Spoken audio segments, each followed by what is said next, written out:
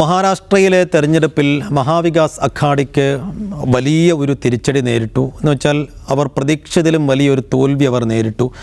ആ തോൽവിക്ക് പിന്നാലെ കോൺഗ്രസിൻ്റെ പ്രതികരണം വന്നത് EVMലെ തിരിമറി കൊണ്ടാണ് BJP ജയിച്ചത് എന്നാണ്. കാരണം അത് പറയാനുള്ളവരുടെ ഒരു ഗ്രൗണ്ട് കഴിഞ്ഞ ലോക്സഭാ തെരഞ്ഞെടുപ്പിൽ മഹാരാഷ്ട്രയിൽ ഈ വലിയ തോൽവി നേരിട്ട ഭാഗങ്ങളിലൊക്കെ വലിയ ജയം കോൺഗ്രസ് അടക്കം മഹാവികാസ് അഘാഡി നേടിയതാണ്. ആ ഭാഗങ്ങളിലൊക്കെ വലിയ തിരിച്ചടി നിയമസഭാ തെരഞ്ഞെടുപ്പിൽ വരുമ്പോൾ സ്വാഭാവികമായും ഒരു അട്ടിമറി നടന്നു എന്ന് സംശയിക്കുകയാണ്. മുമ്പൊക്കെ കോൺഗ്രസ് പല തെരഞ്ഞെടുപ്പുകളിലും ഈ തരത്തിലുള്ള EVM അട്ടിമറി സംശയിച്ചിട്ടുണ്ട്.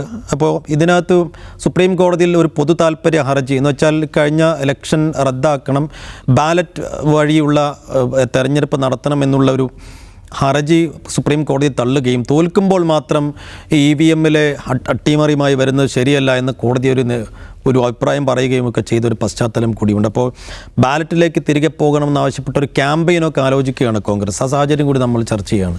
അജിംസ്, അത് പെട്ടെന്നൊരു സാഹചര്യം, പെട്ടെന്ന് അതിൻ്റെ ഒരു സാധ്യത എത്ര കണ്ടുണ്ടെന്ന് ചോദിച്ചു കഴിഞ്ഞാൽ ബുദ്ധിമുട്ടാണ് പെട്ടെന്ന് നമ്മൾ EVMൽ നിന്ന് ബാലറ്റിലേക്ക് മാറുക എന്നുള്ളത്. പക്ഷേ ഇത് സുപ്രീം കോടതി പറഞ്ഞ പോലെ തോൽക്കുമ്പോൾ ഉയരുന്ന ഒരു അട്ടിമറി സംശയമാണോ, അതല്ലെങ്കിൽ ആ ഒരു സംശയം ഇങ്ങനെ ബലപ്പെട്ടു വരികയാണോ? 2014 നരേന്ദ്രമോദി പ്രധാനമന്ത്രിയായതിനു ശേഷം ഉണ്ടായൊരു സവിശേഷമായ അവിശ്വാസമല്ല EVMനെതിരെയുള്ളത്. നമ്മൾ ആദ്യം മനസ്സിലാക്കേണ്ട കാര്യം അതാണ്. EVM രാജ്യത്ത് 1980 ആദ്യമായി പരീക്ഷണാടിസ്ഥാനത്തിൽ ട്രയൽ റൺ എന്ന നിലയിൽ കേരളത്തിലെ പറവൂർ 82 പറവൂർ ഉപതെരഞ്ഞെടുപ്പിലാണ് അത് ആദ്യം ഉപയോഗിച്ചത്. പിന്നീട് അത് വ്യാപകമാക്കി, 90കളിൽ അത് വ്യാപകമായി, പിന്നീട് EVM മാത്രമായി, ബാലറ്റില്ലാതെയായി മാറി. ഇതിനെതിരെ EVMലൊരു പ്രശ്നമുണ്ട് എന്ന് ആദ്യം സംശയം ഉന്നയിക്കുന്നത് BJP ആണ്. 2009 LK അഡ്വാണി പാർലമെൻറ്റിൽ ഉന്നയിച്ചതാണ്. EVM നമ്മുടെ ജനാധിപത്യത്തെ അപകടത്തിലാക്കുന്ന ഒന്നാണ്. അദ്ദേഹം പാർലമെൻറ്റിൽ പ്രസംഗിച്ചു. അദ്ദേഹം പുറത്തിറങ്ങി വാർത്താ സമ്മേളനം നടത്തി അത് വിളിച്ചു പറഞ്ഞു. അതേസമയം തന്നെയാണ് BJPയുടെ ഒരു സ്പോക്ക് പേഴ്സണും രാജ്യസഭാ എംപിയുമായിരുന്ന GVL നരസിംഹറാവു എന്നുള്ള ഒരു പുസ്തകം എഴുതുന്നത്, ജനാധിപത്യം അപകടത്തിൽ എന്ന് പറഞ്ഞിട്ടാണ് ആ പുസ്തകം ഇറങ്ങിയത്. അപ്പോൾ BJP ആ വിഷയം സീരിയസ് ആയി തന്നെ ഉന്നയിക്കുന്നു. അവരതിൻ്റെ പുറകെ തന്നെ കൂടുന്നു. തെരഞ്ഞെടുപ്പ് കമ്മീഷൻ അതിൽ പുനഃപരിശോധന നടത്തുന്നു. രണ്ടാം UP സർക്കാരിൻ്റെ കാലത്താണ് പുനഃപരിശോധന നടത്തി വ്യത്യസ്ത കക്ഷികളുടെ യോഗം വിളിച്ചു ചേർക്കുന്നു. ഈ കക്ഷികളുടെ നിർദ്ദേശപ്രകാരം കൂടി VVPAT സംവിധാനം EVMൽ ഏർപ്പെടുത്തുന്നു.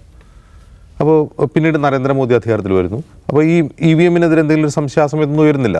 സംശയങ്ങൾ ഉണ്ട്. EVM ഹാക്ക് ചെയ്യാൻ പറ്റുന്നതാണോ, EVM സുരക്ഷിതമാണെന്നുള്ള സംശയങ്ങൾ ഉണ്ട്. പക്ഷേ അത് ഇന്ത്യൻ ജനാധിപത്യത്തിൽ, ഇന്ത്യൻ തെരഞ്ഞെടുപ്പുകളിൽ അത് അട്ടിമറിക്കപ്പെടുന്നുള്ളൂ എന്നുള്ള സീരിയസ് ആയ സംശയം ആരും ഉന്നയിച്ചിട്ടില്ല. 2017 UP തെരഞ്ഞെടുപ്പിന് ശേഷമാണ് ഇത് ഈ സെഫോളജിസ്റ്റുകളും പൊളിറ്റിക്കൽ സയൻറ്റിസ്റ്റുകളും ഈ EVM അതുപോലെ ഇന്ത്യയിലെ തെരഞ്ഞെടുപ്പിൻ്റെ സുതാര്യത തുടങ്ങിയ കാര്യങ്ങളിൽ കൂടുതൽ ഗഹനമായ ഗവേഷണം നടത്താൻ തുടങ്ങുന്നത്. 2019 ലോക്സഭാ തെരഞ്ഞെടുപ്പിൽ ആ ചർച്ച കൂടുതൽ സജീവമായി. 2019 ലോക്സഭാ തെരഞ്ഞെടുപ്പിന് തൊട്ടു മുമ്പാണ് ഒരു RTI പ്രവർത്തകൻ, വിവരാവകാശ പ്രവർത്തകൻ, തെരഞ്ഞെടുപ്പ് കമ്മീഷനോടും അതുപോലെ EVM ഉണ്ടാക്കുന്ന പൊതുമേഖലാ സ്ഥാപനങ്ങളോടും വിവരാവകാശ നിയമപ്രകാരം ചില ചോദ്യങ്ങൾ ചോദിച്ചു. ആ ചോദ്യങ്ങൾ കിട്ടിയ മറുപടി പ്രകാരം അദ്ദേഹം കണ്ടെത്തിയൊരു കാര്യം, ആ മറുപടിയിൽ കാണുന്ന കാര്യം, EVM ഉണ്ടാക്കുന്ന കമ്പനികൾ ECI അതുപോലെ ഭാരത് ഇലക്ട്രോണിക്സ്, ഈ രണ്ട് പൊതുമേഖലാ സ്ഥാപനങ്ങളിൽ നിന്നും ഡെസ്പാച്ച് ചെയ്യപ്പെട്ട EVMകളുടെ എണ്ണം, അവർ കാലാകാലങ്ങളായി ഉണ്ടാക്കിയതും ഇലക്ഷൻ കമ്മീഷൻ സ്വീകരിച്ചതുമായ EVMകളുടെ എണ്ണം, നിലവിൽ ഇലക്ഷൻ കമ്മീഷൻ്റെ കൈവശമുള്ള EVMകളുടെ എണ്ണം, ഇത് രണ്ടും താരതമ്യം ചെയ്തിട്ട് ഏതാണ്ട് രാജ്യത്ത് 20 ലക്ഷം EVMകൾ എവിടെ പോയി എന്നറിയില്ല എന്ന വിവരം അദ്ദേഹം പുറത്തുവിട്ടു. ഈ RTI റിപ്ലൈ പ്രകാരം അദ്ദേഹം ബോംബെ ഹൈക്കോടതിയിൽ ഒരു പരാതി കൊടുക്കുന്നു. ഈ 20 ലക്ഷം EVM എവിടെയാണ്? ബോംബെ ഹൈക്കോടതി തെരഞ്ഞെടുപ്പ് കമ്മീഷനോട് വിവരം ചോദിക്കുന്നു. അതിനെന്തോ ഒരു മറുപടി, ഒഴുക്കൻ മറുപടി. ഇപ്പോൾ നമ്മൾ FAQ എന്ന പേരിൽ തെരഞ്ഞെടുപ്പ് കമ്മീഷൻ്റെ വെബ്സൈറ്റിലുണ്ടല്ലോ ചില മറുപടി, ഇത് ഹാക്ക് ചെയ്യാൻ പറ്റില്ല എന്നുള്ള മറുപടി, ഇതുപോലൊരു മറുപടി ബോംബെ ഹൈക്കോടതി കൊടുത്തു. ആ കേസ് പിന്നീട് എവിടെ പോയി എന്ന് നമുക്കറിയില്ല. 2019 നടന്ന കേസാണിത്. പിന്നീട് കഴിഞ്ഞ വ്യത്യസ്ത സംസ്ഥാന തെരഞ്ഞെടുപ്പുകൾ, ലെജിസ്ലേറ്റീവ് അസംബ്ലിയിലേക്കുള്ള തെരഞ്ഞെടുപ്പുകളിലും നിരവധി കംപ്ലൈൻറ്റുകൾ പൊതുജനങ്ങൾ ഉന്നയിക്കാൻ തുടങ്ങി. പൊതുജനങ്ങൾ, രാഷ്ട്രീയ പാർട്ടി പ്രവർത്തകർ. EVM അസമിലെ ഒരു തെരഞ്ഞെടുപ്പിൽ ഒരു MLAയുടെ കാറിൽ നിന്ന് നാട്ടുകാർ കാറ് തടഞ്ഞു നിർത്തി തുറന്നു നോക്കുമ്പോൾ അതിനകത്ത് EVM കിട്ടി. അന്ന് പ്രിയങ്ക ഗാന്ധി പറഞ്ഞാൽ എങ്ങനെയാണ് MLAയുടെ കാറിൽ വരിക എന്ന് ചോദിച്ചപ്പോൾ തെരഞ്ഞെടുപ്പ് കമ്മീഷൻ ഔദ്യോഗികമായി കൊടുത്ത മറുപടി എന്താണെന്നറിയോ? EVMുമായി പോകുന്ന ഉദ്യോഗസ്ഥരുടെ വാഹനം കേടായപ്പോൾ വഴിയരികിൽ ഒരു കാർ വന്ന് അവർ കൈ കാണിച്ച് അതിൽ കയറി അത് MLAയുടെ വാഹനമാണെന്ന് അറിയില്ലായിരുന്നു. ഇതാണ് കൊടുത്ത മറുപടി. ഇത് എത്ര പേർക്ക് ദഹിക്കുന്ന ഒരു മറുപടിയാണെന്ന് നമ്മൾ ആലോചിക്കുക. ഓക്കെ, ഏറ്റവും ഒടുവിൽ കഴിഞ്ഞ UP തെരഞ്ഞെടുപ്പ്, UPയിലെ അസംബ്ലിയിലേക്കുള്ള തെരഞ്ഞെടുപ്പ് കാലത്ത് നമ്മൾ കണ്ടൊരു കാഴ്ചയാണ്. ജോൺപൂർ എന്ന മണ്ഡലത്തിൽ ജോൺപൂർ എന്ന മണ്ഡലത്തിൽ ഈ EVM സൂക്ഷിച്ചിരുന്ന സേഫ്റ്റി റൂമുകളുടെ മുമ്പിൽ സമാജ്വാദി പാർട്ടി പ്രവർത്തകർ കാവൽ നിൽക്കുകയാണ്. അതായത് 2017 അസംബ്ലി തെരഞ്ഞെടുപ്പിലുണ്ടായ അനുഭവങ്ങളുടെ പശ്ചാത്തലത്തിലാണ് സമാജ്വാദി പാർട്ടി പ്രവർത്തകർ എല്ലാ EVM സൂക്ഷിക്കുന്ന റൂമുകളുടെ മുമ്പിലും കാവൽ ഏർപ്പെടുത്താൻ തീരുമാനിച്ചത്. ആ കാവൽ ഏർപ്പെടുത്തിയ സമയത്ത് ഒരു ട്രക്ക് നിറയെ EVM-വുമായി അർദ്ധരാത്രി 12 മണിക്ക് ശേഷം ഒരു ട്രക്ക് അങ്ങോട്ട് വരികയാണ് EVM-വുമായിട്ട്. അവർ ആ വണ്ടി തടഞ്ഞിടുന്നു, കലക്ടറെ വിളിക്കുന്നു. കലക്ടർ ഓടിയെത്തിയിട്ട് ചെയ്ത കാര്യം എന്താണെന്ന് വെച്ചാൽ ഇത് എന്താണ്, സ്ഥലം മാറി ഇറക്കാൻ വന്നതാണ്, ഇതിവിടെ ഇറക്കേണ്ടതല്ല എന്ന് പറഞ്ഞാൽ ആ ട്രക്ക് തിരിച്ചയക്കുന്നു. അപ്പോൾ അത്ര വിജിലൻ്റ് ആയിരുന്നു സമാജ്വാദി പാർട്ടി പ്രവർത്തകർ UP-യിൽ. അപ്പോൾ ഈ സംഭവത്തിന് ശേഷം നമുക്കറിയാം അതിൻ്റെ UP തെരഞ്ഞെടുപ്പല്ല, ഈ കഴിഞ്ഞ ലോക്സഭാ തെരഞ്ഞെടുപ്പിലെ കാര്യമാണ് UP-യിൽ. കഴിഞ്ഞ ലോക്സഭാ തെരഞ്ഞെടുപ്പിൽ UP-യിലെ റിസൾട്ട് എന്തായിരുന്നു നമുക്കറിയാം.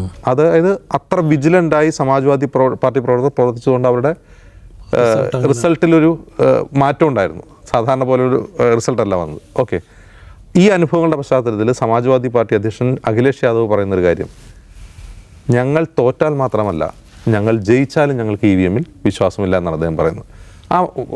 ആ പ്രസ്താവനയുടെ പിന്നിൽ വളരെ അർത്ഥഗർഭമായ ഒരു പ്രസ്താവനയാണ്.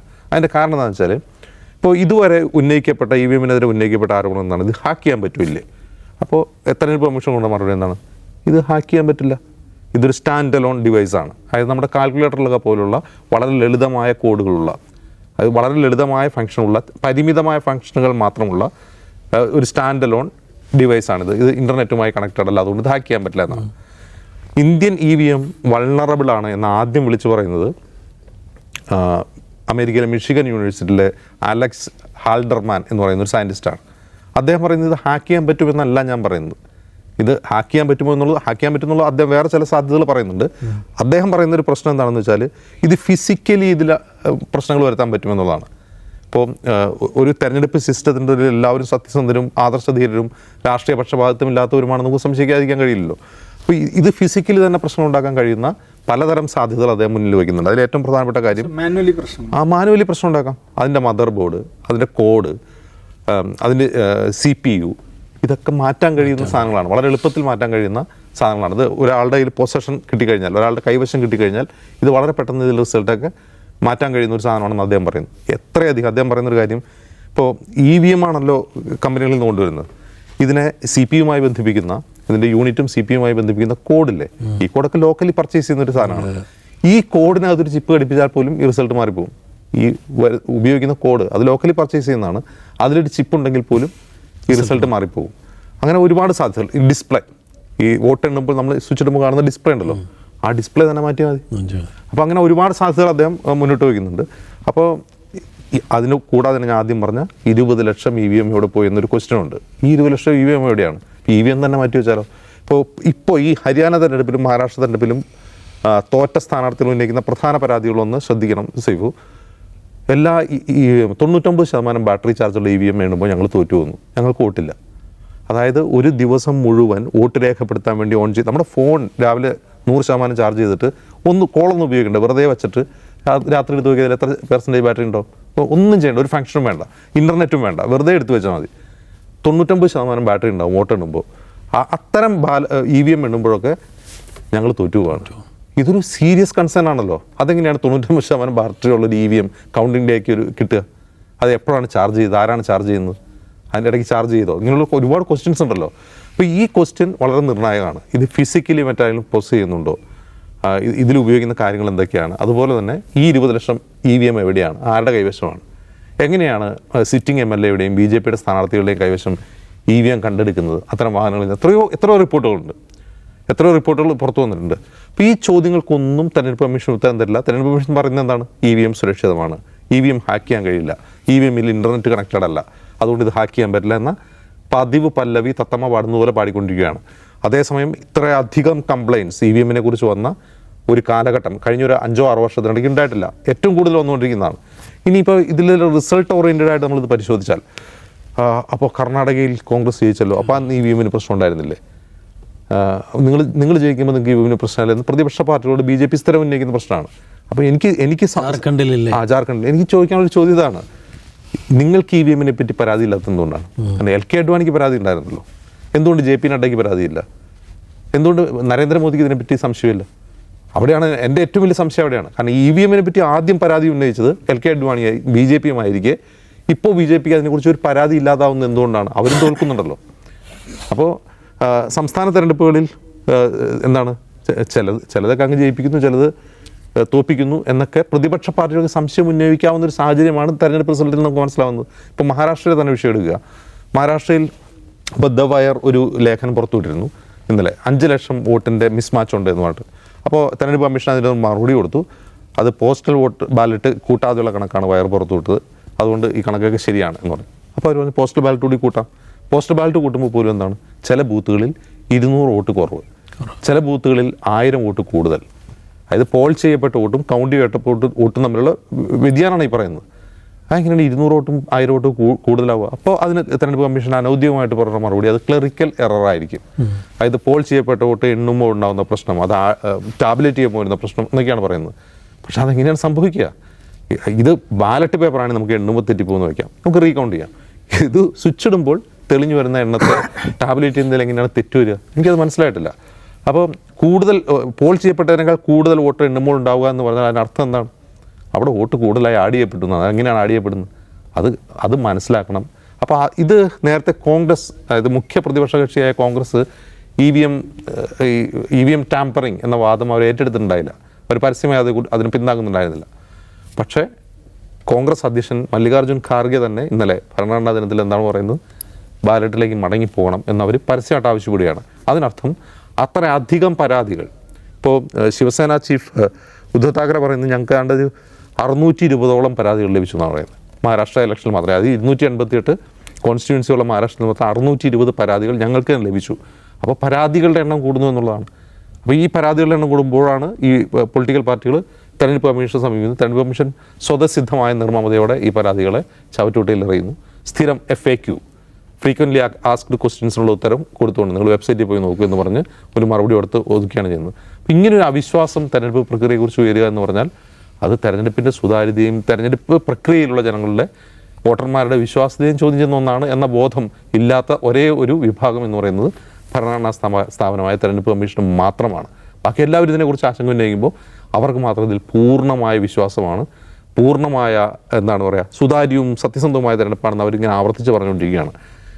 എൻ്റെ അഭിപ്രായത്തിൽ ഇനി ബാലറ്റിലേക്ക് മടങ്ങിപ്പോകണമെന്നാണ് പ്രതിപക്ഷത്തിൻ്റെ യഥാർത്ഥത്തിലുള്ള ആവശ്യമെങ്കിൽ അതിന് തെരഞ്ഞെടുപ്പ് കമ്മീഷൻ അടുത്തിന് പരാതിയായിട്ട് പോയിട്ടോ സുപ്രീം കോടതിയിൽ പോയിട്ടോ കാര്യമില്ല, തെരുവിലിറങ്ങി ഈ ആവശ്യം ഉന്നയിക്കേണ്ടി വരും. അതിനർത്ഥം സമരരംഗത്തേക്ക് നീങ്ങിയാൽ മാത്രമേ അതിലെന്തെങ്കിലും മാറ്റം ഉണ്ടാകാൻ സാധ്യതയുള്ളൂ. സാഹിബ്, ഈ തോൽവി ഉണ്ടാക്കിയ ഒരു വൈകാരിക നിരാശയ്ക്കപ്പുറത്തേക്ക് കോൺഗ്രസ് ആത്മാർത്ഥമായി ഈ EVM-നെതിരെ മുന്നോട്ട് പോകും, അതിനകത്ത് ഒരു റിസൾട്ട് ഉണ്ടാകുന്നൊരു തോന്നലിന് എത്രത്തോളം? കോൺഗ്രസ് ഇതിനകത്ത് ഇപ്പോൾ അജിംസ് പറഞ്ഞാൽ പ്രത്യക്ഷത്തിൽ ഇത് ഇങ്ങനൊരു ആവശ്യം ഔദ്യോഗികമായിട്ട് റൈസ് ചെയ്യുന്ന ഒരുപക്ഷെ ആദ്യമായിട്ട് ഇന്നലെയായിരിക്കും മല്ലികാർജ്ജുൻ ഖാർഗെ. ഞാൻ കഴിഞ്ഞ ലോക്സഭാ തെരഞ്ഞെടുപ്പിൻ്റെ സമയത്ത്, കഴിഞ്ഞ ലോക്സഭാ തെരഞ്ഞെടുപ്പിൻ്റെ ആദ്യ ചില ഘട്ടങ്ങളിൽ ഈ പറയുന്ന പരാതികൾ വന്നല്ലോ ഈ EVM-മായി ബന്ധപ്പെട്ട്.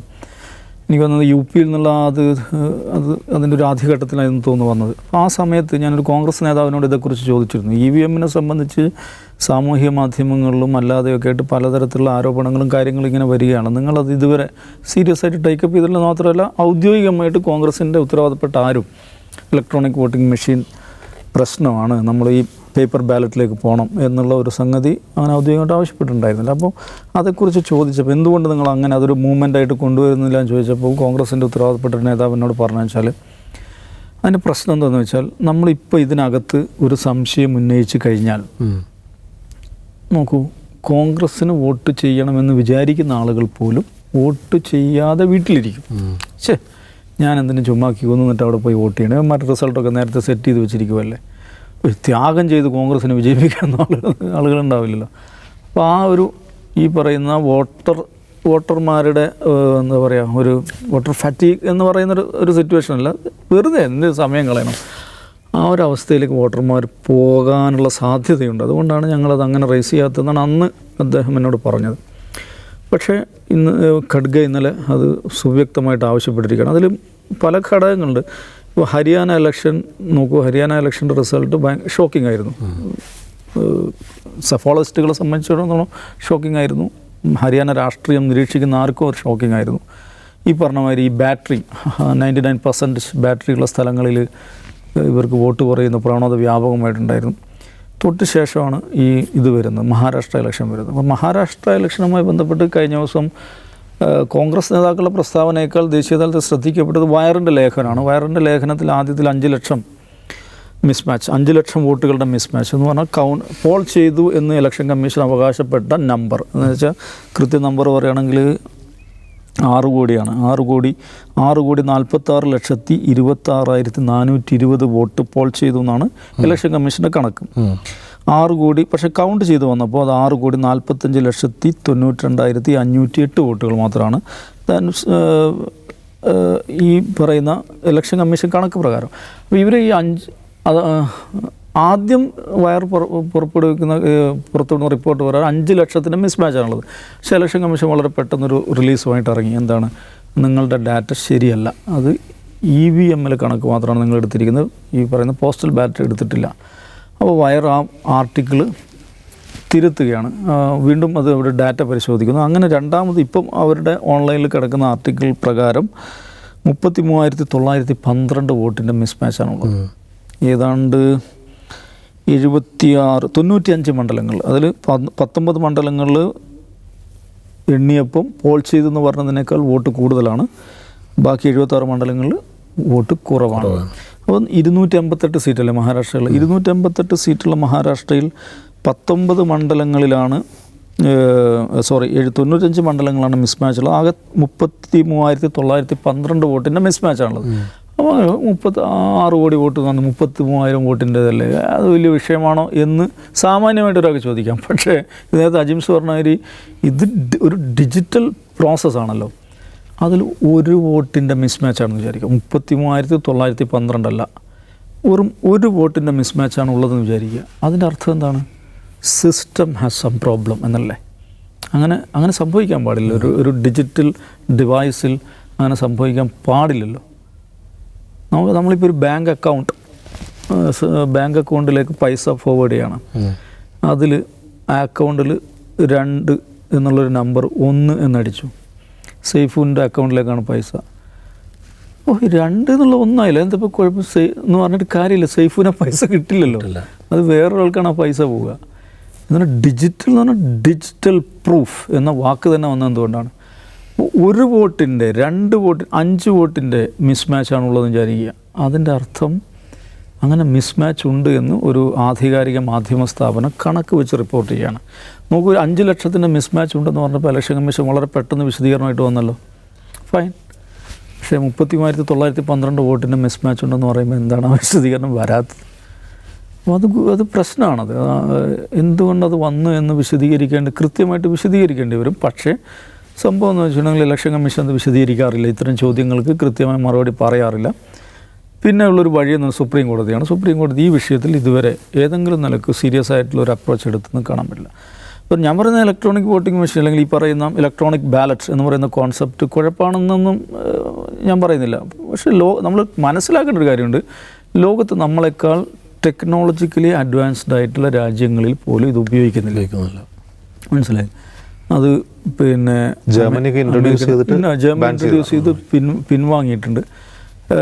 ചില രാജ്യങ്ങൾ തമാശയാണ്, ഈ പറയുന്ന ജനറൽ ഇലക്ഷനിൽ ഇത് ഉപയോഗിക്കില്ല, പക്ഷേ ലോക്കൽ മുനിസിപ്പാലിറ്റി ഇലക്ഷനിൽ ഉപയോഗിക്കുന്ന രാജ്യങ്ങളുണ്ട്. നമ്മൾ ഇന്ത്യയിലെ പോലെ യൂണിവേഴ്സലായിട്ട് പോളിങ്ങിനും കൗണ്ടിങ്ങിനും ഇങ്ങനൊരു ഇലക്ട്രോണിക് ഡിവൈസ് ഉപയോഗിക്കുന്ന ഒരു രാജ്യവുമില്ല. യൂണിവേഴ്സലായിട്ട് ഉപയോഗിക്കുന്നു. പലതിലും അവിടെ ഇവിടെയൊക്കെ ഇട്ട് ഉപയോഗിക്കുന്നവരുണ്ട്, ചില സ്പെസിഫൈഡ് ഏരിയാസിൽ ഉപയോഗിക്കുന്നവരുണ്ട്, അങ്ങനെയൊക്കെ ഉണ്ട്. ചിലയിടത്ത് കൗണ്ടിങ്ങിന് മാത്രം ഉപയോഗിക്കുന്നുണ്ട്. അതും കൂടെ മനസ്സിലാക്കണം. പോളിംഗ് നിങ്ങളെങ്ങനെയാണ് പേപ്പർ ബാലറ്റ് ഉപയോഗിച്ച് പോളിംഗ് നടത്തുന്നു. നമ്മളിപ്പോൾ PSC പരീക്ഷയ്ക്കൊക്കെ ഉപയോഗിക്കുന്ന ഈ OMR ഷീറ്റ് മോഡലുള്ള ഇത് ഉപയോഗിച്ചത്. പക്ഷേ അതിൻ്റെ കൗണ്ടിങ് എന്താണ്? മെഷീൻ വഴിയാക്കുന്നു. അങ്ങനെയുള്ള രാജ്യങ്ങളുണ്ട്. പക്ഷെ സമ്പൂർണ്ണമായി universal electronic ballot and counting എന്ന് പറയുന്ന ഒരു പ്രക്രിയ ലോകത്തെവിടെയില്ല. അപ്പം അതുകൊണ്ട് ഏതൊരു ഇലക്ട്രോണിക് ഡിവൈസിലും ഉണ്ടാക്കാവുന്ന ടാമ്പറിങ്, എവിടെയും ടാമ്പറിങ് വരുത്താൻ പറ്റും എന്നുള്ളതിൻ്റെ ഏറ്റവും വലിയ ഉദാഹരണമാണല്ലോ നമ്മൾ PSC പരീക്ഷയുടെ ഇതിൽ നമ്മൾ PSC പരീക്ഷയിൽ ഇപ്പോൾ ഏറ്റവും ഒടുവിലുണ്ടായൊരു സംഭവം എന്തായിരുന്നു? ഇലക്ട്രോണിക് ഡിവൈസ് ടാമ്പർ ചെയ്തിട്ട് ഈ മറ്റേ ലെബനനിൽ നടന്ന സംഭവം പേജറുകൾ നടന്ന പേജർ ഉപയോഗിച്ച് സ്ഫോടനം നടന്ന് നമ്മൾ കാണുന്നു.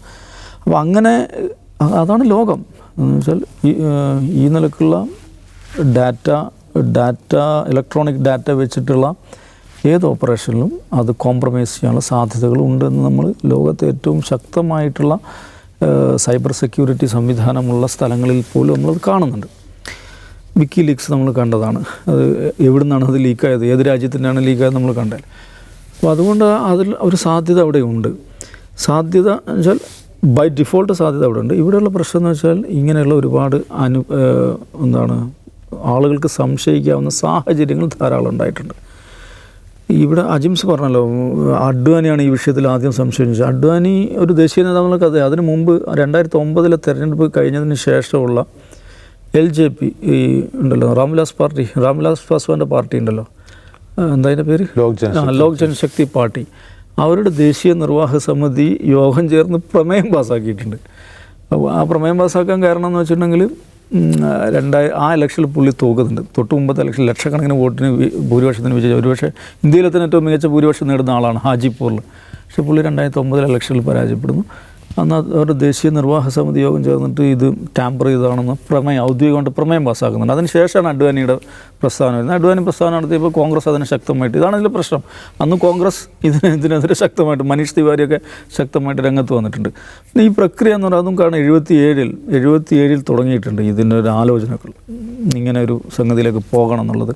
88 നമ്മുടെ നിയമത്തിൽ ഭേദഗതി വരുത്തുന്നത്, റെപ്രസെൻറ്റേഷൻ ഓഫ് പീപ്പിൾ ആക്ട്. അന്ന് രാജീവ് ഗാന്ധിയാണ് പ്രധാനമന്ത്രി. അത് കോൺഗ്രസ് കൊണ്ടുവന്നതാണ്. അങ്ങനെ നോക്കുകയാണെങ്കിൽ ഇത് ഒരു സാമാന്യമായിട്ട് ആലോചിച്ചാൽ ഇത് വളരെ നല്ല കാര്യമാണ്. ഇപ്പോൾ കഴിഞ്ഞ ദിവസം ഇലോൺ മസ്കിൻ്റെ ഒരു പ്രസ്താവന വന്നിരുന്നു. ഇന്ത്യയിലേക്ക് നോക്കൂ നിങ്ങൾ, അവർ 64 കോടി മനുഷ്യർ പങ്കെടുത്ത തെരഞ്ഞെടുപ്പ് റിസൾട്ട് ഒരു ദിവസം കൊണ്ട് തീർത്തു. നമ്മുടെ കാലിഫോർണിയയിൽ ഇതുവരെ തീർന്നിട്ടില്ലെന്നാണ് അദ്ദേഹം പറയുന്നത്. പക്ഷേ ഇതേ മസ്ക് 2-3 വർഷം മുമ്പ് ഇത് ടാമ്പർ ചെയ്യാൻ വളരെ എളുപ്പമാണ്, ഞാൻ കാണിച്ചു തരാമെന്നൊക്കെ പറഞ്ഞ ആളാണ്. അപ്പോൾ ഇതിൽ അപ്പുറത്തും ഇപ്പുറത്തും ഇതുണ്ട്. പക്ഷേ അടിസ്ഥാനപരമായ പ്രശ്നം വരുന്നത് എന്താണെന്ന് വെച്ചിട്ടുണ്ടെങ്കിൽ വിശ്വാസ്യതയാണല്ലോ ഇതിൽ ഏറ്റവും പ്രധാനപ്പെട്ട. ഇന്നലെ ശരത് പവാർ ഇന്നലെ പത്രസമ്മേളനത്തിൽ പറഞ്ഞൊരു കാര്യമുണ്ട് ഈ വിഷയത്തിൽ. ശരത് പവാർ പറഞ്ഞു, ഞാൻ ഈ EVM കുഴപ്പമാണെന്ന് പറയാനൊന്നും എൻ്റെ അടുത്ത് തെളിവുകളൊന്നുമില്ല, പക്ഷേ ആളുകൾ ഇങ്ങനെയൊക്കെ പറയുന്നു. എന്താണ് പിന്നെ അദ്ദേഹം പറഞ്ഞ പോയിൻ്റാണ് ശ്രദ്ധിക്കേണ്ടത്. ഹരിയാനയിലും ജമ്മു കാശ്മീരിലും ഇലക്ഷൻ നടക്കുന്നു. ഹരിയാനയിൽ നിങ്ങൾക്ക് പ്രധാനപ്പെട്ട ഹരിയാനയിൽ നിങ്ങൾ ജയിക്കുന്നു, അപ്രധാനമായ ജമ്മു കാശ്മീരിൽ നിങ്ങൾ തോൽക്കുന്നു. ജാർഖണ്ഡിലും മഹാരാഷ്ട്രയിലും തെരഞ്ഞെടുപ്പ് നടക്കുന്നു. നിങ്ങൾക്ക് മഹാരാഷ്ട്രയാണ് നിങ്ങൾക്ക് വേണ്ടത്, മഹാരാഷ്ട്രയിൽ നിങ്ങൾ ജയിക്കുന്നു, ജാർഖണ്ഡിൽ നിങ്ങൾ തോക്കുന്നു. ഇതിലെന്തോ കുഴപ്പമുണ്ടല്ലോ, അതൊന്ന് ആലോചിക്കേണ്ടതാണ് അദ്ദേഹം പറഞ്ഞത്. ഈ ഇങ്ങനെ സംശയങ്ങൾ ഉന്നയിക്കുക എന്നുള്ളത് ഇന്ത്യയിൽ ഉണ്ടായിരുന്നില്ല. ഇന്ത്യയുടെ ഏറ്റവും വലിയ മഹത്വം എന്ന് പറയുന്നത് വിശ്വാസയോഗ്യമായ തെരഞ്ഞെടുപ്പുകളായിരുന്നു. അപ്പോൾ അത് തെരഞ്ഞെടുപ്പുകളിൽ അവിശ്വാസം വരുന്നു എന്ന് പറഞ്ഞാൽ നമ്മുടെ രാജ്യം ആഭ്യന്തരമായി ദുർബലപ്പെടുക എന്നുള്ളതാണ്. അത് ഞാൻ ഒരിതും വേണ്ട, മുൻവിധികളില്ലാതെ ഇതൊന്ന് പരിശോധിക്കുവാൻ എല്ലാ സ്റ്റേക്ക് ഹോൾഡേഴ്സിനെയും വിളിച്ചു ചേർത്ത് ഈ കാര്യത്തിൽ മുൻവിധികളില്ലാത്തൊരു പരിശോധന നടത്താനെങ്കിലും ഈ പറയുന്ന ഇലക്ഷൻ കമ്മീഷനും സുപ്രീം കോടതിയും സന്നദ്ധമാകണം എന്നാണ് ഞാൻ പറയുന്നത്. എന്തായാലും ഈ തോൽവിക്ക് പുറത്തെ കേവലമായ ന്യായീകരണത്തിനപ്പുറത്തേക്ക് EVM അട്ടിമറി എന്ന വിഷയത്തിൽ സ്റ്റിക്ക് ഓൺ ചെയ്തുകൊണ്ട് അതൊരു വലിയ മൂവ്മെൻ്റാക്കി മുന്നോട്ട് കൊണ്ടുപോകാൻ കോൺഗ്രസിന് എത്ര കണ്ട് സാധിക്കും എന്നതാണ് ഏറ്റവും പ്രധാനപ്പെട്ട ചോദ്യം.